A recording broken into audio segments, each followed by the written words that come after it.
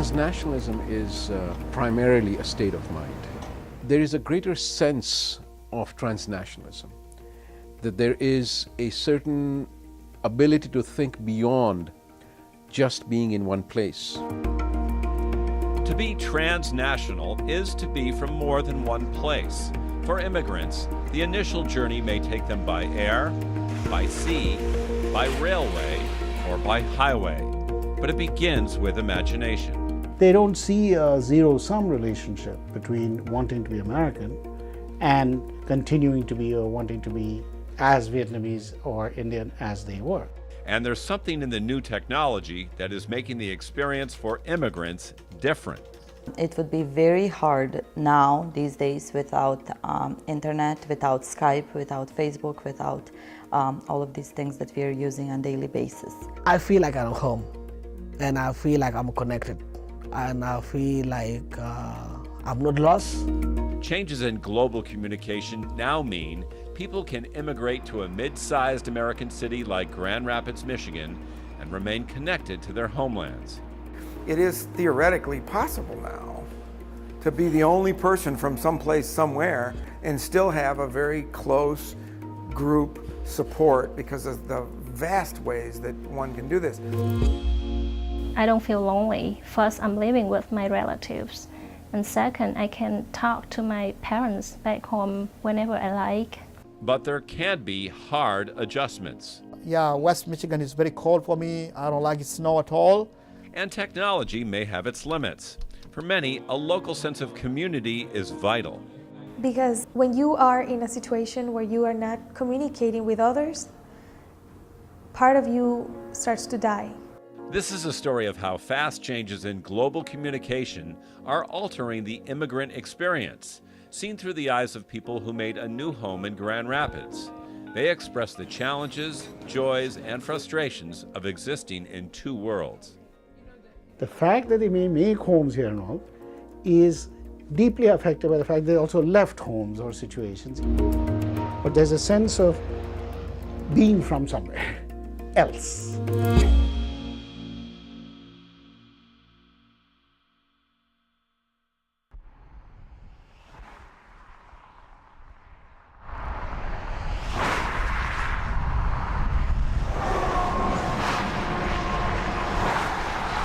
For some, the trip to Grand Rapids, Michigan is not a story of immigration. It's not a life journey that landed in this Midwestern city of nearly 190,000 people. Rather, it's simply about taking part in an annual cultural event. This is Art Prize. Part fair and part competition, Art Prize is an annual fall festival where thousands of residents and visitors vote on public art they like the most. That includes paintings, sculptures, even performance pieces. There is, to some extent, a noticeable uniformity in the crowd. Largely, the faces are white, a reflection of the history of Western Michigan.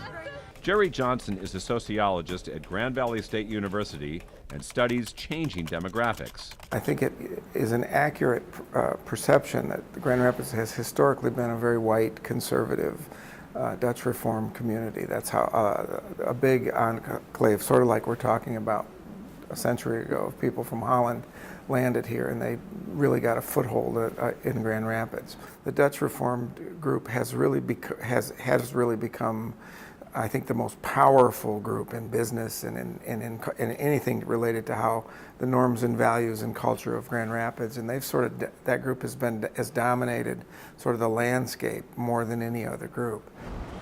But Johnson is quick to point out what the public can't see quite so easily on a visit to Art Prize. Beyond downtown, in pockets across the greater Grand Rapids area, there are new faces altering the landscape. In terms of the changes over the last 20 years or so, the Census Bureau hasn't really begun to pick up all the varying groups that have come into Grand Rapids beyond sort of the big ones, which is Latino, Hispanic, and African American. But I think over time what we've seen is that the percentage of non-whites, has gone up quite a bit if we take them all together. Johnson and others believe Grand Rapids is not unusual. Experts say even in places that have been relatively homogeneous for a long time, it has become somewhat easier to be a newcomer. Globalization, mobility, transnationalism has enabled this kind of mobility. Kareem H. Kareem is a journalism professor at Carleton University in Ottawa, Canada. He is among scholars who speak about what it means to be transnational, the idea that people not only move physically from one country to another, but also maintain a psychological presence in both the place they came from and the place they came to. So it may be perhaps a select few or a very small proportion of the world which is transnational, but it is a group which is, I think, significant. It includes people who have migrated. It also includes people who go for work assignments. It includes people who are the jet setters and so on. They are the people, the individuals, the human beings who connect countries through constant travel, through constant interaction and communication. In other words, American cities like Grand Rapids are making room for immigrants whose lives are straddled across national borders. Their families, friends, and sometimes even their coworkers are often dispersed. But they're now able to maintain daily contact. The way you can communicate, send pictures, text messages, of course, audio, etc. All these ways that you're using just a cell phone. How you can connect to various computers, websites, etc., which has made things remarkably easier for a large number of people. Community has less to do with where you are. It's now not a location thing. It's an availability of technology thing. Some experts believe what's happening in places like Grand Rapids has as much to do with changing American culture as it does with changing technology. Arjun Appadurai is an anthropologist who studies media and culture at New York University. He believes the U.S. is becoming less of a melting pot and more culturally hybrid, where immigrants have greater freedom to carry more than one identity at the same time. They don't see a zero-sum relationship between wanting to be American and continuing to be or wanting to be as Vietnamese or Indian as they were. So this is already one interesting question, that this country, there's something in the cultural milieu that allows you to imagine that that's okay. Now obviously there are issues, racism and so on and so forth, or moments where there are tensions about this or that part of the world, and then it projects onto the local community. But generally speaking, unlike say France, where there's a strong pressure to just become French, in the US there's more room for hyphenation. Appadurai writes about what he calls imagined worlds. The idea that people can simply imagine the possibility of leaving their homeland and living somewhere else. International media, he argues, fuels that imagination. One factor in all of this is the rise of ethnic media, like this Chinese TV drama. It's made in China, but accessible via satellite to Chinese immigrants across the globe. There's also what's called diasporic media, foreign language content created in the places where immigrants have arrived. Spanish language networks like Univision, for example, are headquartered in the U.S. The channel broadcasts to Americans, but reaches an international audience as well. You have different manifestations of what's happening. You have certain ethnic media which may be completely devoted to the old country, others which are very much engaged with the society where people are living, and others, mostly diasporic media, which are also engaged with the old country. Kareem acknowledges this kind of heritage media is comforting, but he believes all these high-tech connections can stall or even prevent some healthy assimilation. And if one only looks at homeland media, then you might as well not have moved from the old home country, because you've isolated yourself in this bubble. What is the point of moving? And you're basically hurting yourself by not exposing yourself, by not looking at a variety of stimuli and educational experiences and cultural experiences that the new society has to offer. In Grand Rapids, some communities are engaged in what's known as cultural reproduction. That means they often replicate religious and ethnic institutions and create a social structure similar to the one they left behind.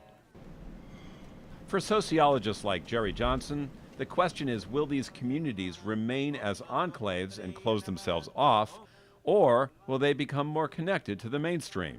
True multiculturalism doesn't allow for single group domination, because true multiculturalism, this inclusiveness that we're talking about, starts to over time mean that more diverse voices are at the table, right? So that it becomes more difficult to just say, we're a Republican, conservative Dutch community. That narrative has to change over time. Our story now moves from the more familiar faces that have defined Grand Rapids to the less familiar ones that may define it in the future. These are the individual stories of some fairly new and not so new immigrants who've made a home here. So we would plan some hot chili. There is Tan Tran, a young woman from Vietnam who is living with her grandparents and starting a life after going to college here. Sarah Proaño is from Venezuela and Ecuador and is making the transition from a life where she couldn't afford media technology to one where she can.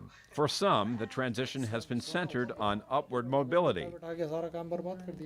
And people think Modi acha rahega. Suresh and Alka Bhargava have been in the U.S. for more than 20 years and blend their past from India with their present life. Almir and Amina Aliskovic are from Bosnia. Both escaped the war, but their unique post-war experiences left them with different emotions about staying in America. I lived in a refugee camp for 13 years. Zachariah Jakshar and Malau Mike Tan are refugees from the Sudan. Both have found community here, and both feel a sense of duty to return to their homeland and rebuild. Su Yi has found a small world of Chinese friends here in Grand Rapids. Add some technology and media, and he has what, for him, may be the best of both worlds. Together, these distinct personal stories paint a picture of a changing Grand Rapids and show different aspects of what it means to be from somewhere else.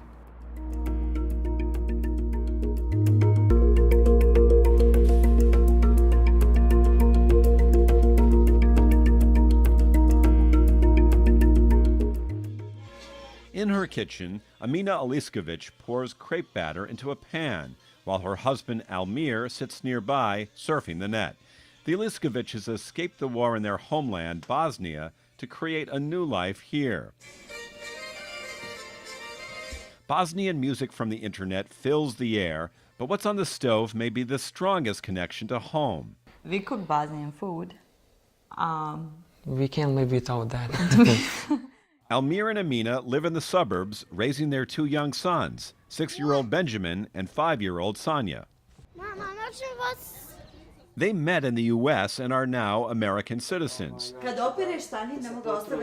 Culturally, they share a lot of common ground, but they have some differences, largely because of what happened after the war. I was born in Foča, and I moved to Sarajevo, where I grew up. I moved to Sarajevo because of the war in 1992. I wasn't born in a town called Prijedor. My family fled 1992 to Germany, and we lived there for about 8 years. And after the war, my family had to leave Germany, and we decided to immigrate to United States. Those different journeys, Amina stayed in Bosnia much longer, led to different emotions about the past. I think that he just doesn't have that feeling for Bosnia as I have, or some of the people who moved to United States when they were, 18, 19 years old. Younger kids, younger generations They didn't live there. They didn't have friends there.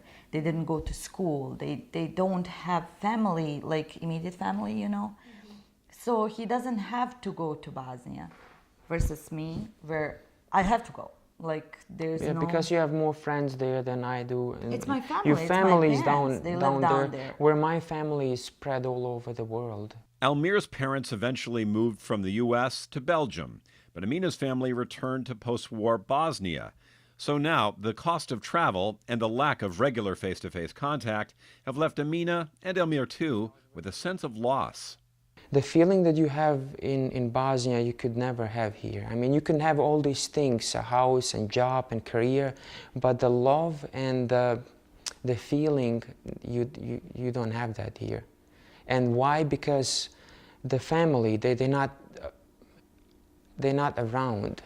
I know I could enjoy this life that I have here a lot better if our family members would be around. Bear in mind they are not alone here. Since 1992, the State Department helped settle more than 130,000 Bosnians in the U.S. Roughly 8,000 Bosnians came to West Michigan through the help of refugee agencies. That's why in Grand Rapids, Amina and Almir can go shopping at a Bosnian market and connect with Bosnian friends and community.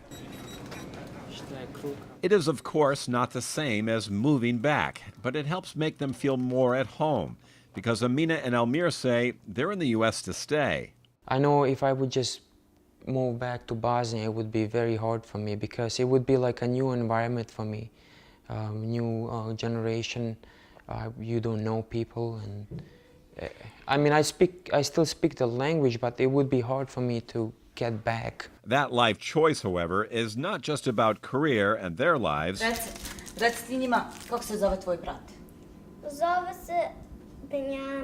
It's also about their children. The first thing I'm thinking about is my kids right now. Yes, so we have to think about their future too. I know that they have better future here, that they could do a lot more right now, at least how it is right now, that they could do a lot more here than down there.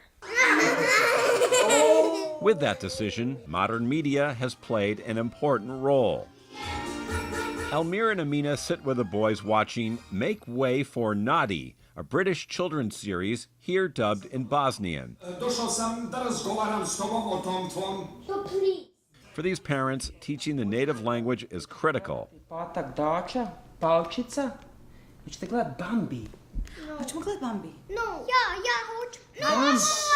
It's okay. Yeah.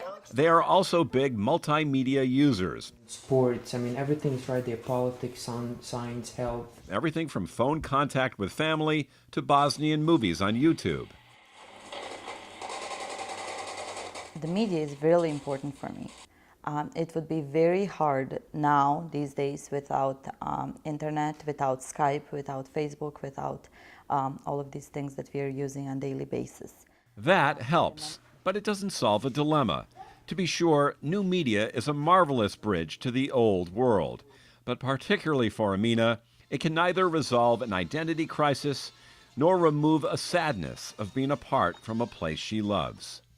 You feel disconnected because you can't go, and even though you're watching pictures or talking on the Skype or talking on the phone, you wish you can go down there and just like sit with somebody and have coffee with your favorite friend or your mom and your dad. So sometimes you feel disconnected because you can't do that. You can't just buy a ticket and go over there.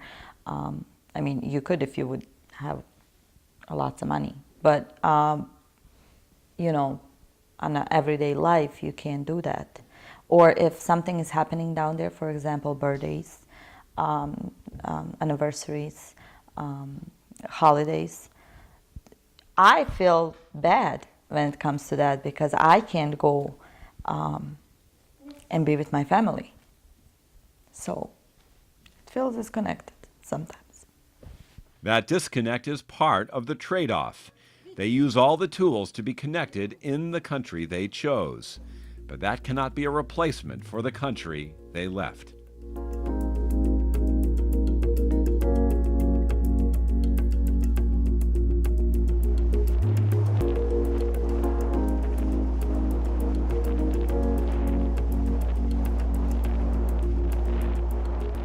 I was born in Vietnam in 1985, and I grew up there. I just moved here 3 years ago. Tan Tran is a young woman who, in many ways, lives a life in between, one that straddles language, culture, and generations. At her home in Grand Rapids, Tan lives with her grandparents, Hao Mai and Day Tran. They chat in Vietnamese as they tend the garden together. Her two young cousins are also part of the household, and with them, How's school today? she speaks English. The blending of different ages and tongues is all part of the family fabric. My grandparents have 10 kids, and 4 of the children came with them when they first migrated from Vietnam to the U.S. 19 years ago. And then they sponsored for other families to come over. So now there are 7 families of my uncles and aunts who are living in Grand Rapids. And my own parents and 2 of my uncles are still living in Vietnam. Tan's family reflects a larger picture. Since the war in Vietnam, the U.S. became a destination. About 1.1 million Vietnamese migrated to America, making them the 5th largest group of immigrants in the States. Many, like Tan, came for economic reasons or simply to better themselves. Tan got a degree in marketing at Grand Valley State University. Tan says she chose Grand Valley because the tuition was affordable and she had a place to stay with her grandparents. Tan is also in a way between religions. Her grandparents are Buddhists, and at times she accompanies them to the local temple. But her mother is Catholic, and Tan also goes to church. However, Tan is comfortable with a hybrid, a national identity influenced by an exposure to American media. So I grew up in Vietnam, so I am Vietnamese, and the way I feel, the way I react to things are still typically Vietnamese. But I think I use more American media now that I'm living here. And Tan uses that media a lot. Websites like National Geographic and USA Today are common stops for her online. She also pops onto Doi Tre E, a Vietnamese news page that she says feels like an American website. Online, Tan is entirely comfortable going back and forth between languages and formats. On Facebook, she connects in both Vietnamese and English. The way we type Vietnamese letters on casual media like Facebook is very different from the official Vietnamese language that you learn at school. And the young people invented some kind of language that maybe my grandparents can have a hard time understanding. In fact, her grandparents exist in a distinctly different media landscape. In her bedroom, Hao watches SBTN, the Saigon Broadcasting Television Network, where she enjoys movies and absorbs politics. Yes, she says, there is some American TV in her life. Cái chuyện gì mà nó quan trọng mà nó xảy ra trên nước Mỹ á, ví dụ như là Oscar. Like the Oscars, Miss America, or the Grammys, she says. But mostly, the family can now, in Grand Rapids, Michigan, choose to stay in a Vietnamese media microcosm with television, DVDs, even magazines. So for older people, they may be settled in the world of Vietnamese media because it's harder for them to learn English and use American media. Representative. But for younger people like me and my cousins, it's not only about using it as a tool to get in life, but it's about the joy of learning a culture through the language. And you are living here, you deal with American people, so it makes sense to use American media. For this family, so many options have changed. It's now no great burden to afford the internet or regular cell phone calls to Vietnam. But Day remembers how it used to be. Nhưng mà sau này tiếp xúc với người Mỹ nhiều thì chúng tôi cũng là When we came here almost 20 years ago, he says, there were not many Vietnamese channels to watch or Vietnamese newspapers to read. But we were lucky to work in a factory where there were a lot of Vietnamese people, so we could enjoy chatting in Vietnamese with them. For her part, Tan really does not act as though she is in between or in some way displaced. Rather, she acts like she belongs. Her ability to connect with loved ones back in Vietnam on a daily basis makes her feel confident and supported. Perhaps ironically, it has also made it easier to see the possibility of a distinct, enriching life in America. So like my grandparents, when they moved here 19 years ago, the technology was not the same, and it costs a lot to call home. So they couldn't get to call very often. We only heard from them every month or even months. But now I'm luckier that I have more choices, cheaper choices to connect to people in Vietnam. That makes me feel very good. Now, I don't feel lonely.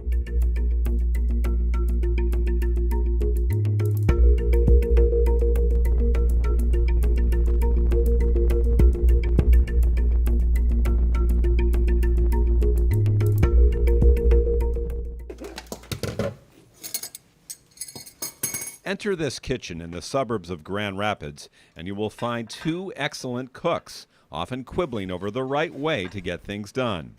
इसपे तो कुछ नहीं होगा, ये तो डलेगा नहीं इसमें। रोटी नहीं बनाते थे आप? रोटी में तो सिर्फ अंडा लगता है। The cuisine and language bring alive the sounds and senses of India. This is the music in my kitchen, all utensils, you know. This is the home of Alka and Suresh Bhargava. As with many immigrants, their lives and customs are a mixture of the old and the new. Usually means most of the time we speak in Hindi. When we are mad at each other, we start yelling at each other in English. So English is our yelling language and Hindi is our telling language. Truth is, the Bhargavas blend their backgrounds a lot more than that. By the different When they watch TV news from India, they love to discuss issues in a mixed tongue they call English. It is a reflection on the other side of the state, so anything could happen. उधर मोदी झंडे गाड़ने में लगा हुआ है, यहाँ इसका झंडा उखड़ गया। मोदी को गुजरात में जानते हैं, Modi is just Gujarat, Modi is not India. They have been at this for a long time. It was back in 1992 when Suresh, sponsored by his older brothers, came from Jaipur, India, and established himself at a Michigan power company. Alka soon followed. They became American citizens, raising their two daughters in America. They came for opportunity, but maintained a strong ethnic consciousness and see themselves as both Indian and American. We are basically contributing to the American culture of melting pot. You know, our son-in-law is a Caucasian son-in-law, so yes, we are kind of blending into the fabric of American culture. Their trajectory was part of an international trend. Since 1960, the Indian immigrant population in the U.S. has grown to over 150 times its size, nearly 2 million people. Many came with the English language and education.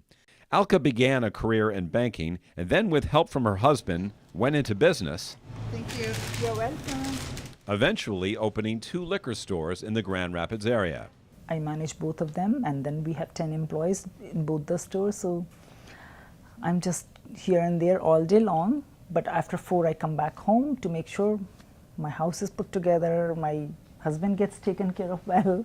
In many ways, from the art in their home to the media they follow, the Bhargavas give off a sense of where they're from and where they are now. When it comes to news, they take in a range of content. You see a lot of stuff that's happening on that side of the fence which is not reported over here. The Indian media gives us a lot of insight into that. I go into the media on internet on that side, or we stay connected with the Indian news on the Dish network that we get. That's another. चीन में बढ़ती महंगाई और निवेशकों की मुनाफा वसूली के बोझ तले सभी एशियाई सूचकांक They know, for example, details about regional Indian political races and talk at length about what's happening on the national scene. Just about every day, they watch Indian newscasts via satellite and read several Indian websites. But in a sense, their news interests have immigrated too. Since we live here, we are a part of this society, so I want to know more about here too. So CNN, New York Times, and Today's Show, like that basically starts, our day. Our morning. Yeah. Live from Studio 1A in Rockefeller Plaza. And good morning, everyone. Welcome to Today on a Friday morning. However, when it comes to entertainment, Alka and Suresh lean toward Bollywood. There are a couple of soap operas that we watch, and I like one in particular, which is a mythological. The language spoken is so pure and so beautiful, Sanskritized, that it gives us an opportunity to hear that, learn from it, adapt it in our daily life. But it's not enough just to watch. There's a wealth of content about Bollywood online. If I go on the Indian sites, I would prefer to watch the reviews about the Indian movies, which one is the most current one, what kind of rating they got, which one is good, who is the director of it. The Bhargavas have non-Indian friends and are very comfortable with American culture. At the same time, they hold on to their ethnic identity with passion. Look at the workmanship. Here, it's all intricated. Alka is happy to show her collection of saris, traditional Indian dresses. So I'm proud of my heritage, I'm proud of my culture. Of course we are here, but as long as I'm alive or as long as I have energy, I definitely would like to dress up who I am, at least in my community events, Suresh and Alka use technology, Facebook, email, cell phone, Okay, love you a lot. to stay in close contact with family in India. But unlike some who came to America to escape hardship, the Bhargavas did not. They came to advance. Their diasporic experience is not about dislocation or longing for their homeland. Rather, they are integrated, maintaining an Indian identity while fully merged in the economic life of the U.S. But what they can't know is how much of their culture will pass on to their next generation in America. And as Indians, we would like to preserve that particular key element. I don't know how successful we would be, but we are trying.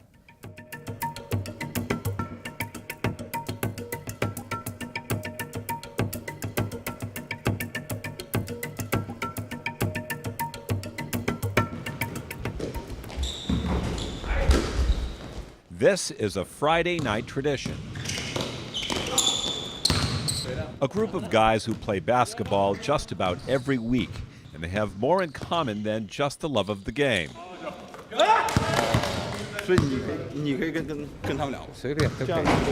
They all live in the Grand Rapids area, and they all emigrated here from China. I like have friends, and we have the same backgrounds, and we have the same type of sports interests. We like play same kind of games. Su Yi is a computer engineer who says one reason he enjoys his life in the U.S. so much is because he has such good Chinese friends in his community. Chinese community here very special because we are very close. We help each other. We get together a lot. Su and many of his teammates have been in America for some time. Su came in 1998 to attend graduate school at Notre Dame.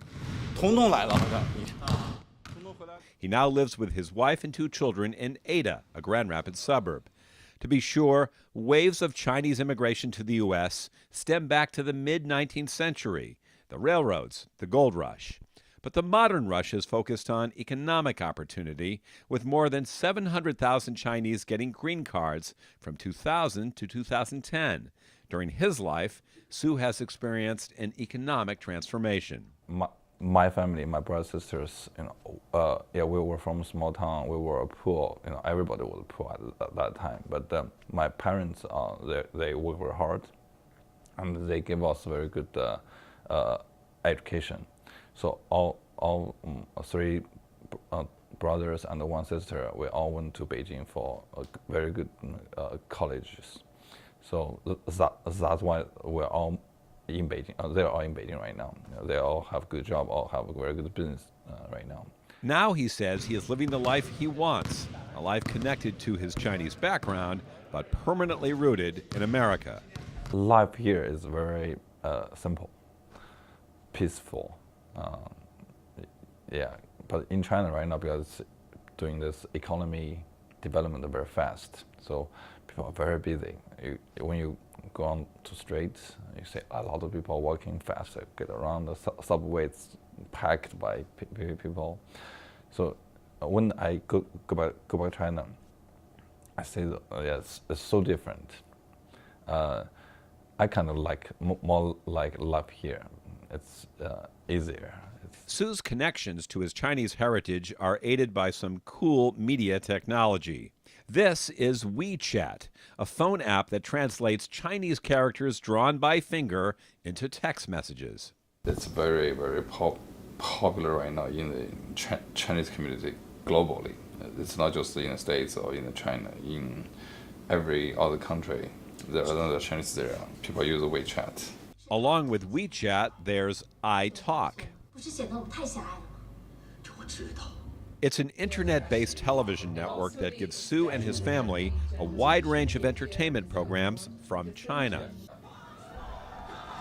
Some of the content embeds messages of the Chinese government, which is pushing to move the population from rural areas to urban centers.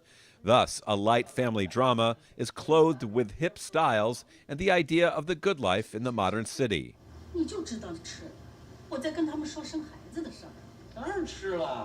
No doubt, modern communication makes it easier for Su to live in the land he chose and stay attached to the one he left. He speaks to his parents weekly and uses social media to stay connected. However, what ultimately makes an American life livable for Su in Grand Rapids is mostly not technology. It's people. The local Chinese community has given Su a sense of belonging. Through the local Chinese association, Su has not only found friends for playing basketball, his daughter goes weekly to a Chinese school which teaches language and culture. I want my daughter to be there because I want them to know two languages, so then they can learn different perspective in viewing things. My family is also in China, my parents, my brothers, and when she go back to China, I want they, talk in Chinese, so they can build connections, relationships. Ultimately, Su lives a transnational existence aided by high tech, but supported by his immediate family and his local friends. For him, the balance is almost perfect, except for one thing. He misses the food. There's a saying, it's interesting, you might want to know. I'll speak in Chinese first. 我没有一颗中国心，但我有一颗中国胃. It means I don't have the heart, but I have the stomach. So it means, since you're staying here, you want to live here, live life here. You prefer to live here, but you don't like the food here. You prefer food there. So it doesn't mean I go back to China just to eat the food, but it's a big attraction.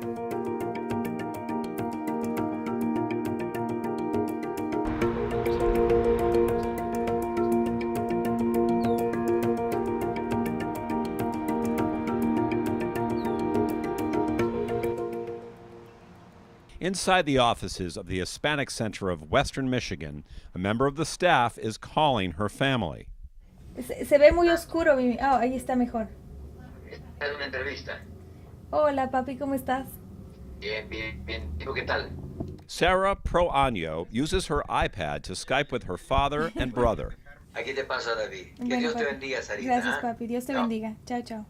There in Quito, Ecuador, she's in Grand Rapids. He's struggling to finish his thesis and graduate in ¿cómo se llama tu título, Mimi? What's the name? Sonidista. In sound. He's struggling to graduate in sound, so he's working in his thesis now. This kind of connection is part of Sarah's everyday life. I wouldn't have survived, and I'm talking literally, if I didn't have strong connections of people that were investing in my life, back in South America and in here. In fact, Sarah says she almost didn't survive, at least emotionally. She grew up in Venezuela, Colombia, and Ecuador. In 2006, she came to America and became part of a massive population shift, one of nearly 50 million people of Hispanic origin now living in the United States. In Grand Rapids, that translates to about 16% of the population, approximately 30,000 people. Sarah came to the U.S. for marriage. While I was in the marriage, there was some economic issues. We didn't have a lot of money, and there was access to the internet was limited. The connection was very poor, and we had only one computer. Sarah and her husband divorced. She now has 2 young children. Sarah is acutely aware of her dislocation, and the lack of communication with her family in Ecuador and Venezuela made her feel isolated. I basically died for them, all of them. You know, I was away and nobody knew anything about me except when they call. And even when they call, there were times of the day and night where my ex-husband would not like me answering the phone.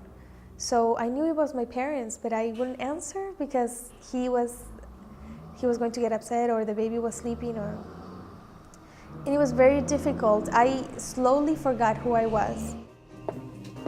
Things changed in her personal life, and her diasporic experience altered too. Sarah is working at the Hispanic Center and has access to all kinds of media and communication tools. Now her connection to family and the communities she left behind are part of her everyday experience in Grand Rapids.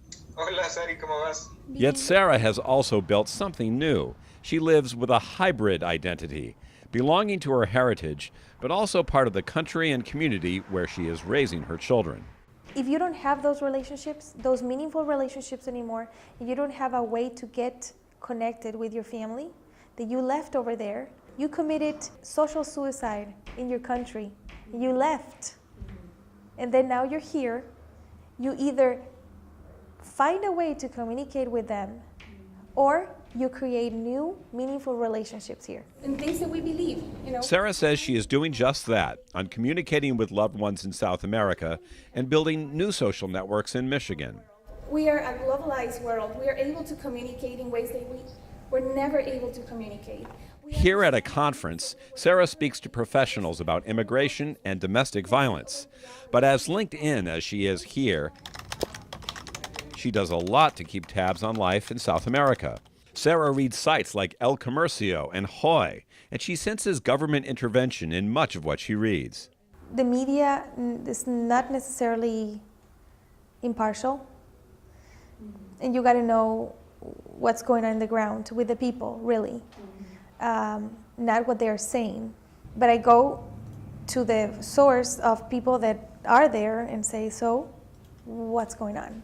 Sarah tends to follow national and international news stories, and that, says Martha Gonzalez-Cortez of the Hispanic Center of Western Michigan, is part of a trend. Gonzalez-Cortez says, although there are a number of Spanish-language magazines and papers in the Grand Rapids area, most are weekly or monthly. In other words, for Hispanics in smaller American cities, there often isn't much Spanish-language news in real time. And you can't live your life successfully being completely disconnected from every news source on the planet. And so again, that's forced this community to go in the direction of the cable providers and the satellite television or satellite radio that will give you some access to news in Spanish.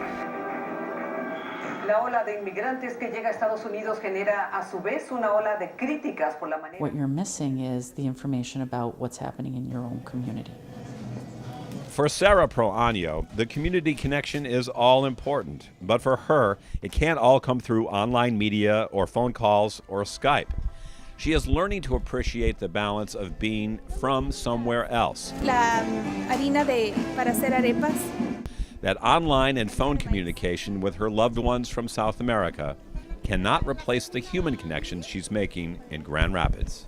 And I believe that I am doing both. I have very meaningful relationships back in my countries. But I do have extremely meaningful and supportive relationships here as well. But I have to reinvent myself. I had to change the way I think.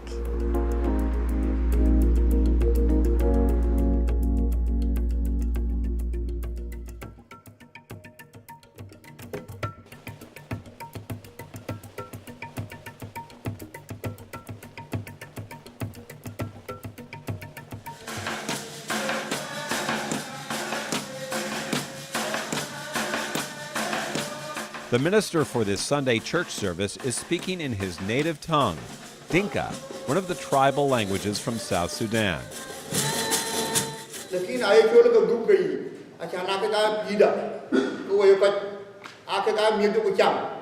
Zachariah Jukshar is a spiritual leader at an Episcopal congregation in Grand Rapids. He exudes a calm demeanor. But his congregants are aware of his painful past. Zachariah is known as a lost boy, one of thousands of African refugees separated from their families by civil war between North and South Sudan.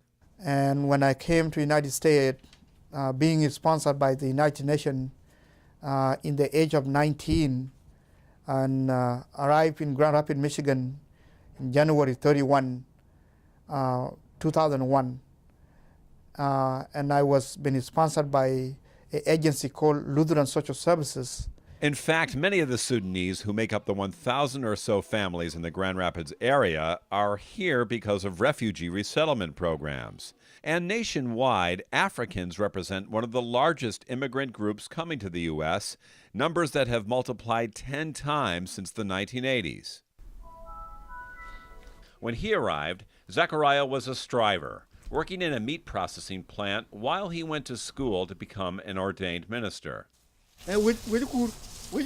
He and his wife Tabitha settled in Grand Rapids, raising their 2 young sons. But Zachariah longed for his native family, and because of chaos in the war's aftermath, for 10 years, Zachariah wasn't sure if his immediate relatives had survived. When I went back in South Sudan in 2011, going back to look to see where my parents are, and after that I found that none of them alive. So all of them have been died. My dad was been killed in the war. My 2 brothers was been killed in the war. My mom was been died of malaria, including my sister, except my younger brother. He's the only one that whom I met, plus some of my uncles who are alive, and some other extended family. In this community, stories like Zachariah's are not uncommon. My name is Malau Mike Ton. Malau Mike Ton was also a lost boy and also lives in Grand Rapids. His search for his past turned out differently. When the civil war broke out in Sudan, and then there was a gunfighting, and then I and other thousands of lost boys, as old boys, we flew the war. We escaped the war from Sudan to Ethiopia. Christian missionaries helped Malau come to Michigan too. But after years of disconnect, Malau discovered that many of his relatives, including his parents, were alive. And now he speaks to them regularly by phone. But given the remoteness of his home village, it's not simple. While his mother now has a cell phone, she don't know how to use it.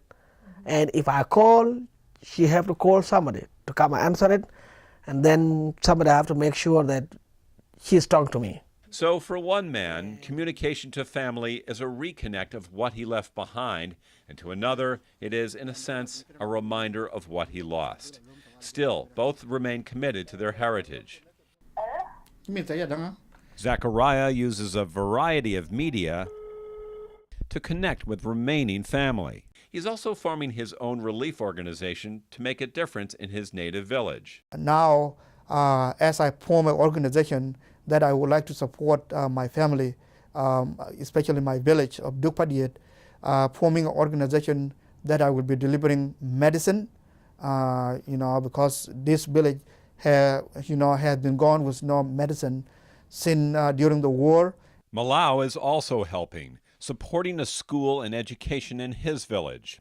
Both men share a deep cultural desire to teach Dinka, so their children will be able to communicate both remotely and in person to family in South Sudan. Since I came to this country, I feel both, American and the Sudanese, both. And the reason why I feel both is because I still have a connection with my community. So I feel both, because I'm practicing both cultures. That's not always easy, and there are fears. Malau wants his children to benefit from America's safety and opportunities, but there are limits to how much change he can tolerate. If I want them to be more American, they're going to think that they are free. And then they don't listen to me, and then they move out in the house, and then I don't know what they're doing. So I want to keep them close to me, and I want to be Sudanese. To be a Dinka girl means something. To be a Dinka boy means something. It means a lot.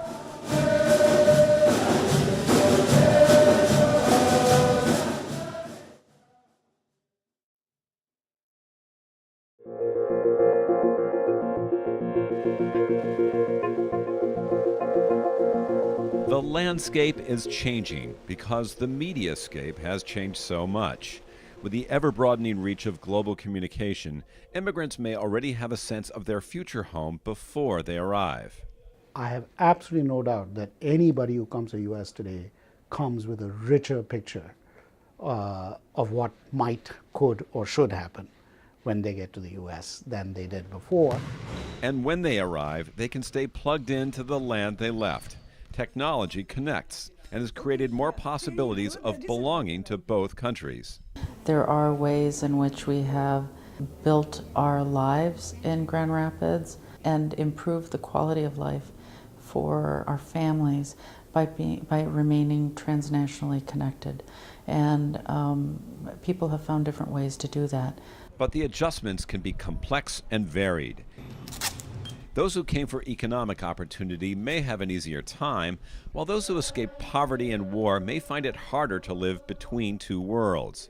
Further, the land they left may have changed so much that going back is not an easy option. In the stories of Tan, Sarah, Zachariah, Malau, Sue, Alka and Suresh, and Amina and Almir, there is indeed a sense of pride that they have adapted, all using the tools of their times to stay in touch with their past as they move toward the future. But there is also a cautionary tale. Technology has its limits, and that to be truly transnational, one has to find community, something a cell phone or video call cannot always provide. So even though the media have enabled us tremendously to enhance the connections that we have with our family and with our loved ones and people from our cultural background, there still remains a human need to connect at a person-to-person level. And there remains an essential question. How will all these changes change us? If a city like Grand Rapids, once more homogeneous, becomes more diversified, how will it evolve? I think the city itself is on this inevitable shift towards a real different place. It's going to be interesting to follow the dynamics going forward. Communication technology has redefined the journey. There are more ways to connect back home. As that revolution continues, and more people take on a broader cultural and geographical identity, more of us may understand what it means to be from somewhere else.